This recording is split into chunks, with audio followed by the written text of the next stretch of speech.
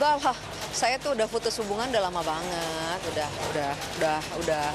Ibarat kata kan pergi dari sana kan saya kabur, jadi saya nggak ada komunikasi apa-apa. Pemirsa, itulah penegasan Elma Theana soal hubungannya dengan Gatot Brajamusti. Meski sewindu lebih ia bersama sang guru, namun pasca lepas dari Padepokan 5 tahun silam, Elma mengaku tak berkomunikasi lagi dengan Gatot Brajamusti. Belakangan sejak Gatot ditangkap polisi terkait penyalahgunaan narkoba dan kepemilikan senjata api, Elma yang diketahui pernah dekat dengan Gatot sudah tidak mau lagi berkomentar soal Gatot. Lantas benarkah Elma juga tak sudi menjadi saksi di persidangan Gatot Brajamusti kelak? Saya udah bilang sama Mbak Ina ya, kuasa hukum saya, bahwa saya tidak mau hadir di persidangan karena saya nggak bisa melihat keadaan nantinya, melihat dia, melihat semua keadaan. Saya nggak mau, lebih baik saya bersaksi di atas sumpah aja gitu. Buat saya itu udah cukup dan saya nggak mau kembali lagi ke pusaran itu gitu. Menolak berkomunikasi, enggan menjenguk hingga tak sudi menjadi saksi dalam persidangan tentu bukan tanpa sebab. Meski cepat sadar dan pergi dari Padepokan, namun jauh di relung batin, Elma menyisakan trauma teramat dalam dengan kejadian saat ia terjebak sebagai murid dari Gatot Brajamusti. Luka hatinya kembali menganga kala mendengar ucapan Gatot yang dianggapnya fitnah di sebuah media. Saya ini seperti dihukumnya itu bukan dihukum untuk saya, untuk keluarga saya semuanya. Untuk yang mengenal saya, untuk teman saya, sahabat saya. Sahabat saya yang merasa diri dekat dengan saya ditanya-tanya, gimana Gatot, gimana Gatot. Mereka itu tertekan juga perasaannya, akibat saya kan. Betapa saya harus menanggung derita-derita mereka semuanya. Dan saya hanya bisa merenung, saya tidak bisa bergerak apa-apa.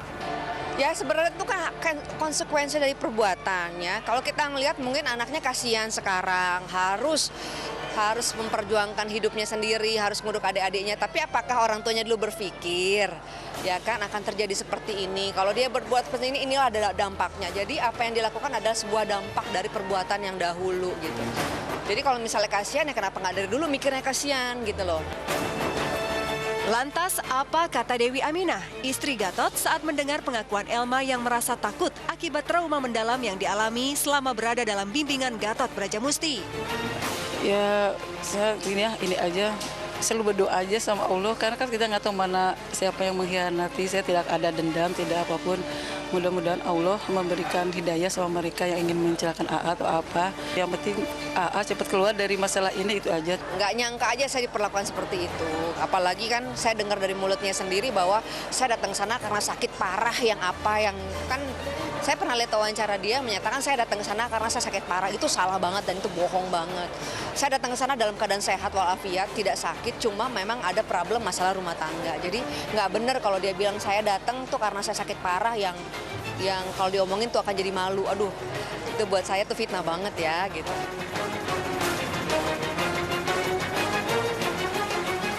Meski tak gamblang mengungkap alasan ketakutannya dengan Gatot, akan tetapi Elma sudah terlanjur merasakan trauma dengan apa yang dialaminya selama 9 tahun di Padepokan. Sebab itulah jangankan bertemu muka, kabarnya sekedar melihat atap rumah Gatot saja, Elma merasakan ketakutan hingga jantungnya mendadak berdebar kencang. Benarkah demikian? Saya trauma, nggak bisa melihat saya lihat rumahnya aja saya nggak bisa, apalagi lihat orangnya. Jadi saya mempunyai satu trauma yang dalam banget gitu ya. Yang tiba-tiba tuh saya tuh bisa berdebar-debar jantung saya gitu kan. Saya tuh lebih baik nggak usah lah gitu ya. Lebih baik kita mendoakan aja, semoga apa yang dia dapat sekarang itu adalah suatu pertanggungjawaban yang harus dituntaskan di dunia gitu kan, sebelum di akhirat. Saya hanya senyum saja itu, Pak. Saya maklumi dan saya tidak merasa gimana, saya biasa aja.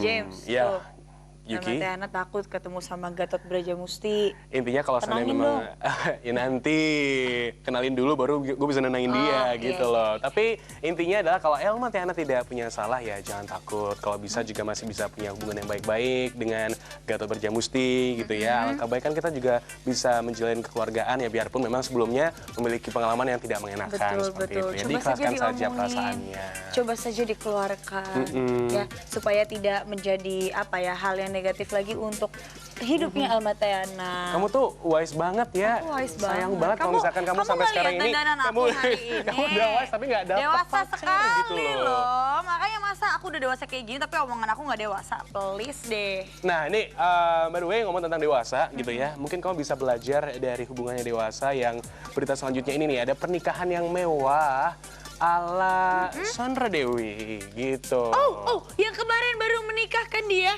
Sebentar, aku Dia ada sesuatu buat kamu nih ya. Kamu ada sesuatu buat sebentar, aku? tunggu sebentar ya. Apa? Oke. Apakah itu? Nih.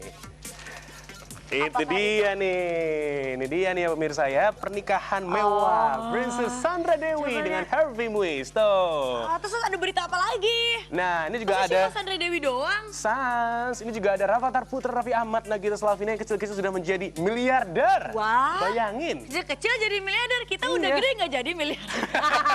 Amin, kita mencoba nanti untuk ke sana gitu ya. Tapi Oh iya dong, kalau on the untuk way, sekarang kita ini kan jalan ke sana. iya, Rafathar. Itu beritanya bisa kita baca di mana sih, James? Ini gampang banget, selengkapnya bisa Anda baca di tabloid Jenny edisi terbaru hari ini ya. Nah, Gitu. itu dia. Nah, pemirsa nih ya, selain terbit dalam format tabloid, Jenny juga hadir dalam digital online. Jadi langsung aja klik di www.tabloidjenny.com. Dan pastikan Anda tidak ketinggalan berita seputar lifestyle, fashion, dan info menarik lainnya. Wow, pokoknya berita di hari ini tuh menarik banget, apalagi juga Rafathar tadi kan dia Menarik juga sekali. adalah salah satu anak yang masih balita tapi juga nantinya akan main film ya. Wah, Keren iya banget. ya itu ya, berita baru juga tuh. Tapi ini ya, berita baru yang kita akan berikan ke pemirsa ini ya, sekarang ini itu nggak kalah hot, Yuki. Coba ya, ini kalau Sani memang bagaimana ya? Gimana? Sikap istri saat melihat suaminya tersandung masalah Nah besar. lo, Tuh. gimana tuh, gimana? Ini kan- Apakah akan, udah biarin aja deh suami gue tersandung masalah. Atau kayak, suami gue tersandung masalah, sini yang mana yang Bantu, nyandung, gitu ya. aku ambil. Bukan itunya. Tersandung. Jangan, itu bukan tersandung, disandung itu bukan, Yuki, beda. Nah, ini Mulan Jamila memilih tetap mensupport suaminya Ahmad Dhani. Di tengah permasalahan yang sedang melilit Ahmad Dhani Lagi untuk sekarang heboh ini sekarang ya. Itu. Nah, ini kira-kira seperti apakah support Mulan kepada Ahmad Dhani? Penasaran banget ya? Supportnya dia, Iya. dia mensupport suaminya. Exactly, benar. Serius? Langsung aja kita Coba simak aku liputannya. kepo kayak gimana dia nge-supportnya. Nih, supportnya Mulan Jamila dengan Ahmad Dhani. mana. Tuh.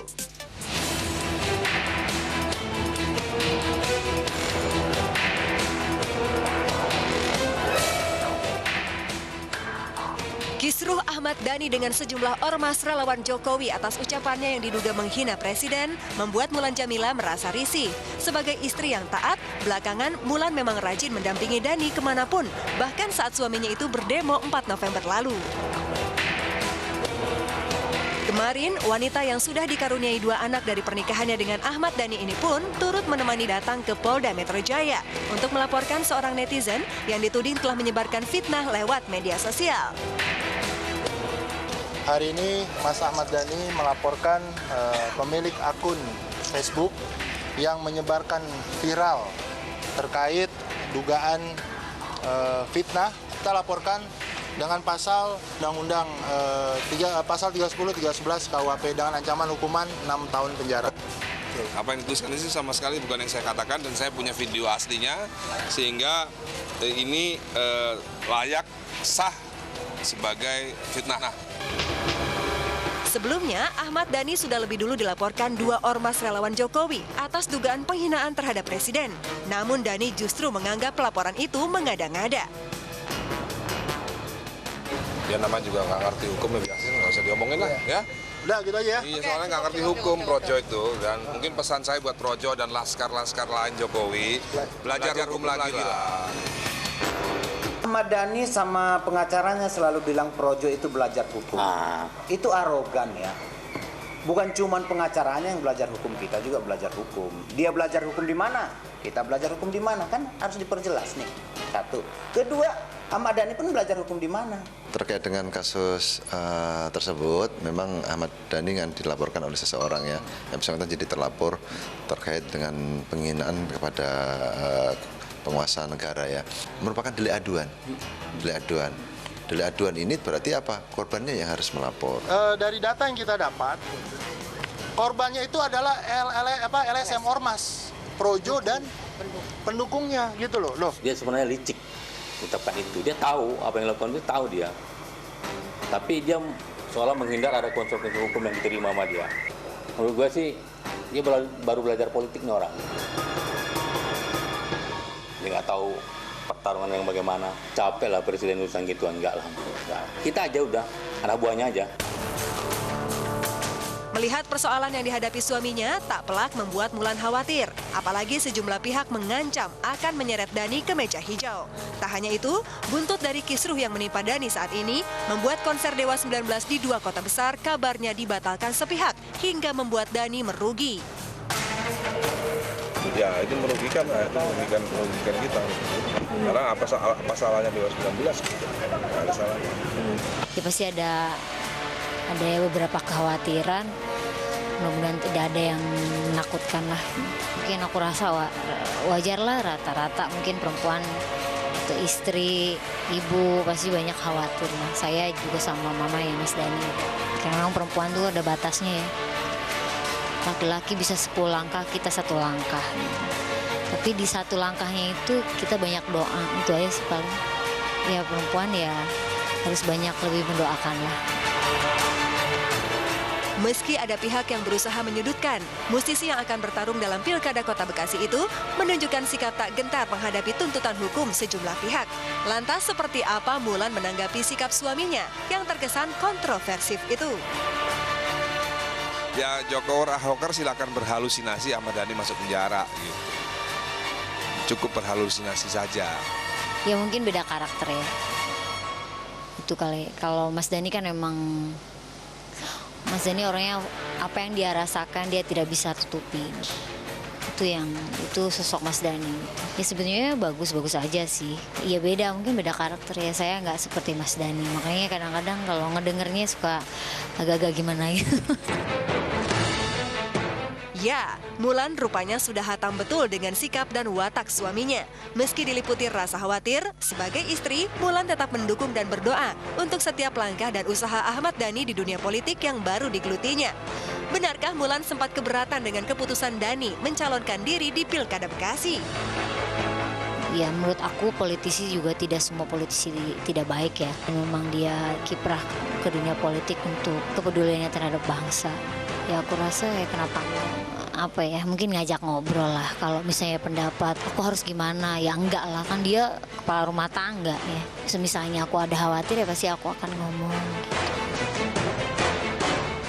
Wajar saja jika ibu 2 orang anak dari hasil perkawinannya dengan Dhani ini merasa resah dengan sepak terjang suaminya di kancah politik.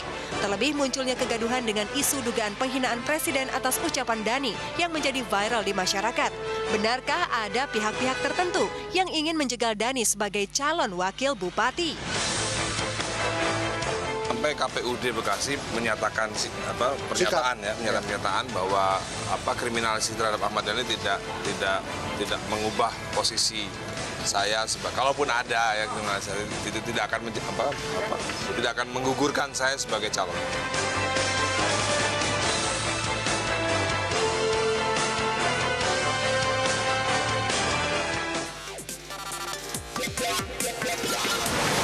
Kenapa ya? Mungkin karena emang sama-sama serius juga.